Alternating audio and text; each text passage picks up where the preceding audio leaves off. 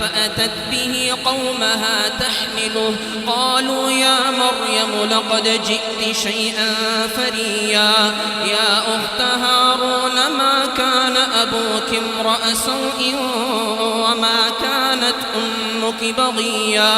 فأشارت إليه قالوا كيف نكلم من كان في المهد صبيا قال إني عبد الله آتاني الكتاب وجعلني نبيا وجعلني مباركا أينما كنت وأوصاني بالصلاة والزكاة ما دمت حيا وبرا بوالدتي ولم يجعلني جبارا